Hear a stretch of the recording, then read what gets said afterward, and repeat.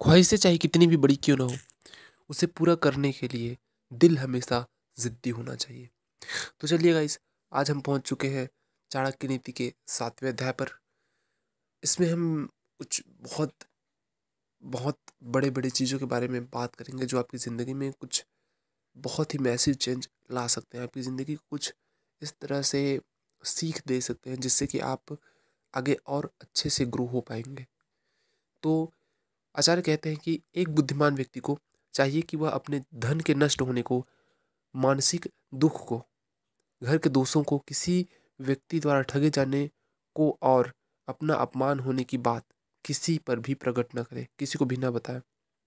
अब आप ये तो समझ ही सकते हैं कि अगर आप किसी को ये इन चीज़ों के बारे में बताते हैं, तो आपके साथ कैसा सुलूक होगा? आपके साथ क्या वो लोग करेंगे?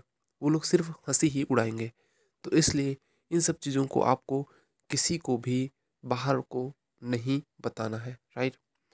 नेक्स्ट है, जो व्यक्ति धन-धान्य के लेन-देन में, विद्या अथवा किसी कला को सीखने में, भोजन के समय अथवा व्यवहार में लज्जाहीन होता है, अर्थात संकोच नहीं करता, वह सुखी रहता है। तो देखिए, बहुत लोग ऐसे होते हैं जो किसी और के वजह से, मतलब लोग क्या कहेंगे इस चीज़ को फॉलो करते हैं कि अगर वो कुछ कह देगा तो मैं ये नहीं करूँगा, मैं ये नहीं कर सकता क्योंकि मुझे लगता है वो लोग गलत सोचेंगे। तो इस तरह के जो व्यवहार है ना, इस तरह के जो संकोच की जो अवस्था है, इसको त्याग देना है आपको। किन-किन चीज़ों में? धन-धान्य के लेन-देन में, मतलब अगर आप लेन-देन कर रहे हैं, तो। अगर आप विद्या या किसी कला को सीखने की कोशिश कर रहे हैं, तो। या भोजन कर रहे हैं, या किसी के साथ व्यवहार कर रहे हैं अच्छे से, तो इस बात को हमेशा त्याग दें कि आपको कोई मज़ाक उड़ाएगा आपका, राइट? नेक्स्ट है, जो व्यक्ति संतोष रूपी अमृत से तृप्त है, मन से शांत है, उसे जो सुख प्राप्त होता है, वह धन के लिए इधर-उधर दौड़-धूप करने वाले को कभी भी प्राप्त नहीं होता। आचार्य ने एक बहुत ही बड़ी बात कह दी है, संतोष की महिमा का बखान किया है, यहाँ पे बताया है कि कैसे संतोष एक अमृत की तरह है। अगर आप इन चीज़ों को अपने व्यवहार में लाते हैं, मन को शांत रखते हैं, देखिए, अगर कुछ भी चीज़ आपको हासिल करना है ना, तो आपको शांत रहना होगा। आपको संतोष लानी होगी मन में, आपको लालच नहीं करना है, क्योंकि लालच हमेशा आपको कहाँ ले जाएगा ये आप समझ सकते हैं। लालच ऐसी चीज़ है जो आपकी ज़िंदगी को ना अ, बुरी तरह से कुएँ में ढकेल देगा, राइट? तो कभी भी ज़्यादा के लालच में एक बेसिक नींव को ख़त्म ना करें, क्योंकि नींव ऐसी चीज़ है जो आपकी ज़िंदगी में हमेशा काम करती है, राइट? आगे आचार्य बोलते हैं कि अपनी पत्नी, भोजन और धन, इन तीनों के प्रति मनुष्य को संतोष रखना चाहिए। देखिए, अब संतोष के बारे में फिर से क्या बताया है कि अपनी पत्नी, भोजन और धन, इन तीनों के बारे में आपको हमेशा संतोष रखना चाहिए। परंतु विद्या अध्ययन, तप और दान के प्रति कभी भी संतोष नहीं करना चाहिए। इसका मतलब ये है कि विद्या अध्ययन करने के समय आपको लालसा रखनी है कि और कहाँ से मुझे ज्ञान मिलेगा और कहाँ से मैं बहुत अच्छा सीख सकता हूँ, बहुत ज़्यादा सीख सकता हूँ।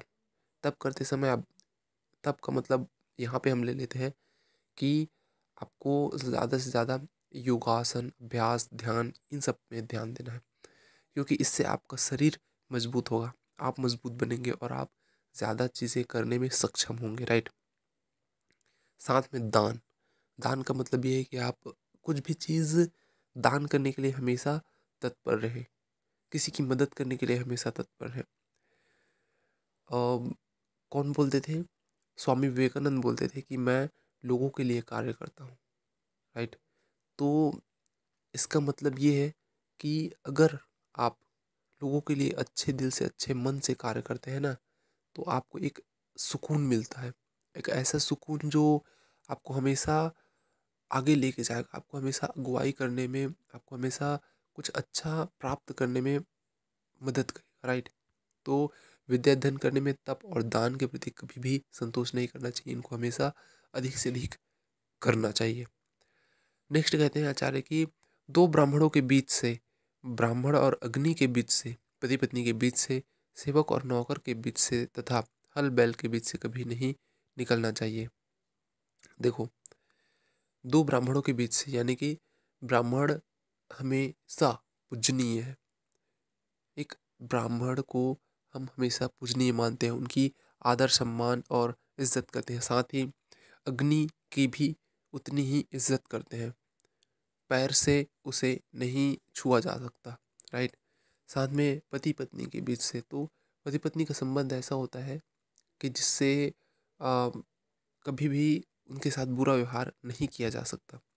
सेवक और नौकर, इनके बीच से भी और हल और बैल के बीच से भी, क्योंकि हल और बैल के बीच से अगर आप गुजरेंगे तो आप समझ सकते हैं आपके साथ क्या होगा, आपको चोट लग सकती है, राइट।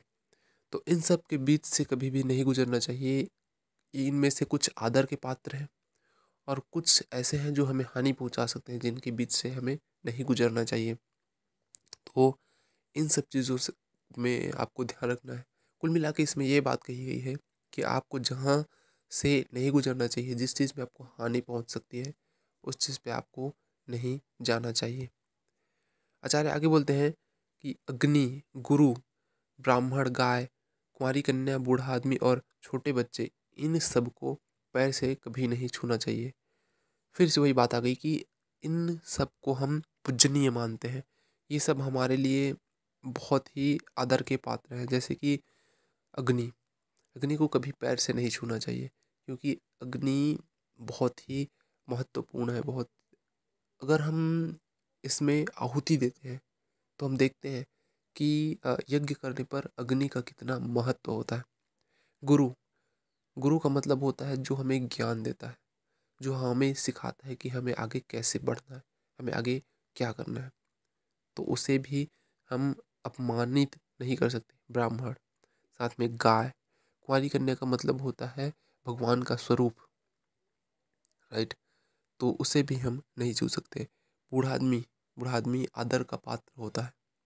और छोटे बच्चे, ये भी भगवान के रूप माने जाते हैं। तो इन सब को पैर से कभी नहीं छूना चाहिए, क्योंकि इन सब में कहीं न कहीं भगवान का वास होता है और कहीं न कहीं हम इन पर आदर करते हैं, इनको इनको सम्मान देते हैं बहुत ज़्यादा, राइट। आचार्य नेक्स्ट बोलते हैं कि बैलगाड़ी से 5 हाथ, घोड़े से 10 हाथ और हाथी से 100 हाथ दूर रहने में ही मनुष्य की भलाई है। लेकिन दुष्ट से बचने के लिए यदि आप स्थान विशेष का त्याग भी करना पड़े आपको, तो हिचकना नहीं चाहिए, राइट। ये सब तो हानि पहुंचाएंगे भी आपको, लेकिन सबसे ज़्यादा हानि कौन पहुंचाएगा पता है? वो बुरा आदमी, वो दुष्ट व्यक्ति जो आपका भला नहीं चाहता है। बैलगाड़ी आपको हानि पहुंचा सकती है, घोड़ा आपको हानि पहुंचा सकता है, हाथी भी आपको हानि पहुंचा ही सकता है, लेकिन दुष्ट व्यक्ति आपको बहुत ज़्यादा मैसिव नुकसान पहुंचाएगा, जिससे आपकी ज़िंदगी में बहुत मैसिव चेंज आ जाएंगे। आपको पता नहीं चलेगा कि अब क्या करना चाहिए। तो इसलिए बुरे व्यक्ति से अगर आप ज़्यादा से ज़्यादा दूरी बना के रखें, दुष्ट व्यक्ति से अगर आप ज़्यादा से ज़्यादा दूरी बना के रखें, ये आपके लिए बहुत ज़्यादा महत्वपूर्ण है। तो गाइस, चाणक्य नीति जारी रहेगी रहेगी। आप देखते रहिए चाणक्य नीति। मिलते हैं नेक्स्ट वीडियो में, तब तक के लिए धन्यवाद।